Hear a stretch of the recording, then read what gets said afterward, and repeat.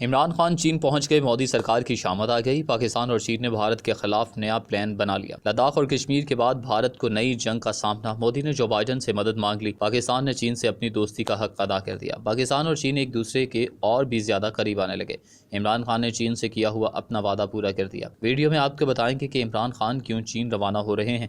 خبر تیز چینل کی ویڈیوز دیکھنے کے لیے چینل کو سبسکرائب کر لیجئے اور بیل کے آئیکن پر کلک کیجئے تاکہ آپ ہماری تمام آنے والی ویڈیو سے باخبر رہ سکیں۔ اور کیسے پاکستان اور چین مل کر بھارت کے گرد گھیرا تنگ کر رہے ہیں۔ ناظرین اکرام، پاکستان اور چین نے ایک بار پھر مودی سرکار کی نیندیں حرام کر کے رکھ دی ہیں۔ مودی سرکار کا جنگی جنون بھارت کو لے ڈوبا۔ عمران خان اور شی جن پنگ نے مودی کو دبوچ لیا۔ پاکستان اور چین کی دوستی سے مودی سرکار اور بھارتی فوج شدید خوفزدہ۔ عمران خان کی چین جانے کی خبریں سن کر بھارتی میڈیا رو پڑا۔ عمران خان کا سفارتی محاذ پر بھارت کو اب تک کا سب سے بڑا جھٹکا، کیونکہ چینی سفیر نے وزیر اعظم عمران خان کو دورہ چین کی دعوت دے دی۔ وزیر اعظم عمران خان نے چینی صدر شی جن پنگ کے جلد دورہ پاکستان کی خواہش کا اظہار کرتے ہوئے کہا کہ حکومت اور عوام چینی صدر کے دورہ پاکستان کے منتظر ہیں۔ سی پیک منصوبوں کی بروقت تکمیل اولین ترجیح ہے۔ چین نے غربت کا خاتمہ کیا، مبارکباد پیش کرتا ہوں۔ ناظرین اکرام، تفصیلات کے مطابق وزیر اعظم عمران خان سے چینی سفیر نوئنگ رونگ نے ملاقات کی۔ ملاقات میں دو طرفہ تعلقات، غربت کے خاتمے اور کورونا کی صورتحال پر بات چیت کی گئی۔ غربت پر کنٹرول کے لیے چینی تجربات سے متعلق تبادلہ خیال کیا گیا۔ وزیر اعظم نے چین کا کامیابی کے ساتھ غربت پر کنٹرول پانے پر مبارکباد پیش کی۔ وزیر اعظم نے کہا کہ پاکستان چین کے ساتھ مل کر غربت کے خاتمے کے لیے تجربہ حاصل کرنا چاہتا ہے۔ پاکستان بھی غربت پر قابو پا کر ترقی کرنا چاہتا ہے۔ ملاقات میں سی پیک منصوبوں پر بھی بات چیت کی گئی۔ سی پیک منصوبوں کی بروقت تکمیل حکومت کی اولین ترجیح ہے۔ پاکستان کو کورونا کی تیسری لہر کا سامنا ہے۔ حکومت کورونا سے نمٹنے کے لیے اقدامات اٹھا رہی ہے۔ کورونا کو کنٹرول کرنے کے لیے حکومت وسیع پیمانے پر ویکسینیشن کا پلان تیار کیا ہے۔ اس موقع پر چینی سفیر نے کہا کہ چینی صدر اور وزیر اعظم دونوں پاک چین تعلقات کو مزید مستحکم بنانے کا عزم رکھتے ہیں۔ چین کورونا پر قابو پانے کے لیے پاکستان کو مزید ویکسینیشن فراہم کرے گا۔ واضح رہے کہ حکومت پاکستان کا دو چینی نجی کمپنیوں سائنو فارم اور کین سائنو کے ساتھ ویکسین کا معاہدہ طے پایا ہے۔ دونوں کمپنی کا پاکستان کے ساتھ سائنو فارم سے 40 لاکھ اور کین سائنو سے 30 لاکھ ویکسین ڈوز کی خریداری کا معاہدہ ہوا ہے۔ وفاقی وزیر اسد عمر نے کہا کہ اپریل کے وسط تک کین سائنو کورونا ویکسین کی بڑی مقدار مل جائے گی، جبکہ کین سائنو کورونا ویکسین کی 30 لاکھ خوراکیں حاصل کی جا سکیں گی۔ کورونا ویکسین کی پاکستان میں ہی پیکنگ کی جائے گی۔ خصوصی آلات کی خریداری اور عملے کی تربیت کی جا رہی ہے۔ ناظرین اکرام، بھارت اور چین کا سرحدی تنازع اب بھی عروج پر ہے، کیونکہ کور کمانڈر کی ایک اور سطحی ملاقات کے باوجود دونوں ممالک کے مابین تناؤ کم نہیں ہو سکا اور اب چین کسی بھی مذاکرات کے لیے تیار نہیں ہے۔ البتہ صرف بھارت کی جانب سے یہ خبریں موصول ہو رہی ہیں کہ مستقبل قریب میں ہی ہندوستانی فضائیہ کے اعلیٰ کمانڈرز کی چینی کمانڈرز سے آپریشنل صلاحیتوں اور حکمت عملی پر تبادلہ خیال کے لیے اس ہفتے ملاقات ہوگی۔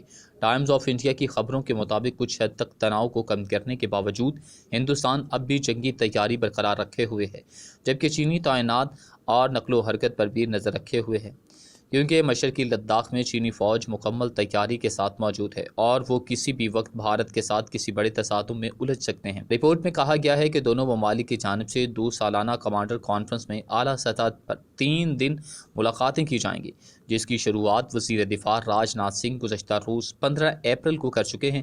ان ملاقاتوں کے دوران دونوں ممالک کے مابین حکمت عملی اور پالیسیز پر بات چیت کی جائے گی، جس سے بھارتی فضائیہ کو کس حد تک ریلیف ملے گا۔ اس سے قبل یورو ایشین ٹائمز نے رپورٹ کیا کہ بھارت اور چین کے کور کمانڈرز کے مابین مذاکرات کا 11واں دور منعقد کیا گیا تھا، لیکن اس میں بھی کوئی پیش رفت نہیں ہوئی۔ تاہم اب ہونے والی پیش رفت میں بھارت چین سے مشرقی لداخ کے علاقوں میں بھی ڈی اسپیکلیٹ کے لیے بات چیت کرے گا اور کوشش کرے گا کہ چین جہاں سے نکل جائے، لیکن ایسا ہوتا ہوا کسی صورت بھی ممکن نظر نہیں آتا۔ اس حوالے سے بھارتی وزارت دفاع نے بیان دیا کہ بھارت اور چین کے دونوں مندوبین معاملات کو موجودہ معاہدوں اور پروٹوکول کے مطابق حل کرنے کی کوشش کریں گے، لیکن چین کی جانب سے اب بھی خطرہ موجود ہے۔ ناظرین اکرام، اس حوالے سے بھارت کی طرف سے بہت سے ایسے بیانات آ رہے ہیں جس سے باور کرانے کی کوشش کی جا رہی ہے چین اور بھارت کے معاملات ٹھیک سمت میں جا رہے ہیں۔ اسی تناظر میں یہ بات بتانے کی بھی کوشش کی جا رہی ہے کہ تمام متنازع علاقوں میں عدم استحکام ختم کرنے کے لیے دونوں فریقوں اور افواج غور اور امن و سکون کی مکمل بحالی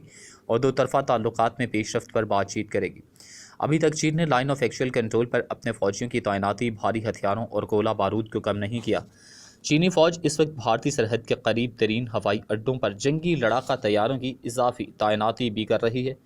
اطلاعات یہ بھی ہیں کہ چین نے ایک بار پھر گوگرا ہاٹ اسپرنگز کے علاقے میں ڈی انسٹالیشن پر عدم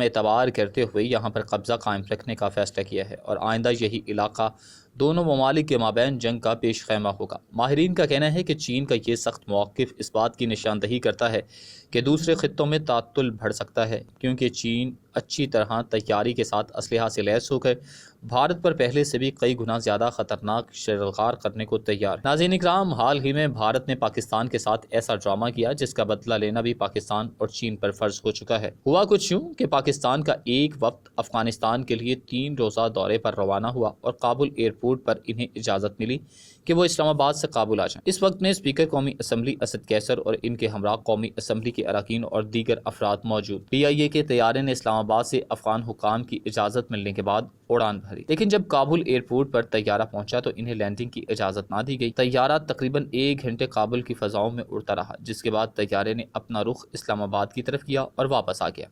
یہ پاکستان کی عالمی سطح پر رسوائی ہے، اور اگر کہا جائے کہ خارجہ پالیسی کی ناکامی ہے تو بھی غلط نہ ہوگا، لیکن سوال یہ پیدا ہوتا ہے کہ اس طیارے کو لینڈ کرنے سے روکا کس نے؟ وہ تو افغان حکومت ہی تھی جس نے بھارت کے ساتھ دوستی قائم رکھنے کی خاطر ایسے مطالبے کو مانا۔ ناظرین اکرام، قبل ازیں chief of army staff general Qamar Javed Bajwa نے امریکی وزیر خارجہ اینٹونی بلنکن کے ساتھ ٹیلی فونک گفتگو میں کہا تھا کہ پاکستان تمام اسٹیک ہولڈرز کے ساتھ اتفاق رائے کی بنیاد پر افغانوں کی زیر قیادت میں پرامن افغانستان کے لیے ہمیشہ اپنی حمایت جاری رکھے گا۔ اسلام آباد سے جاری ایک سرکاری بیان میں کہا گیا کہ سیکرٹری اینٹونی بلنکن نے خطے میں امن و استحکام کے لیے پاکستان کی مستقل کوششوں کا اعتراف کیا تھا اور دونوں ممالک کے درمیان تعلقات کو بڑھانے کا وعدہ کیا۔ جہاں امریکی انتظامیہ کے ایک سینئر عہدیدار نے اس منصوبے کے چند حصوں کے بارے میں بتایا تھا، تاہم امریکی صدر نے وائٹ ہاؤس سے براہ راست ٹیلی کاسٹ کی گئی اپنی تقریر میں اس کا باضابطہ اعلان کیا۔ جو بائیڈن نے کہا کہ اس منصوبے کی طویل عرصے سے ایک دوسرے کے ساتھ مل کر تیاری کی جا رہی تھی۔ انہوں نے واضح کیا کہ ان کے منصوبے میں نیٹو کی افواج بھی شامل ہے۔ ان کا کہنا تھا کہ ہم 20 سال قبل ہونے والے ایک خوفناک حملے کی وجہ سے افغانستان گئے تھے، تاہم یہ اس بات کی وضاحت نہیں ہے کہ 2021 میں بھی وہاں کیوں رہنا چاہیے۔ ہم افغانستان میں اپنے افواج کی موجودگی میں توسیع کی جاری نہیں رکھ سکتے۔ انخلا کی مثالی حالات پیدا ہونے کی امید ہے اور مختلف نتیجے کی توقع ہے۔ ناظرین اکرام، دوسری جانب افغان امور کے ماہر اور سینئر تجزیہ کار طاہر خان افغان طالبان کی جانب سے ترکی کانفرنس میں انکار کو ابھی خطرہ نہیں سمجھتے۔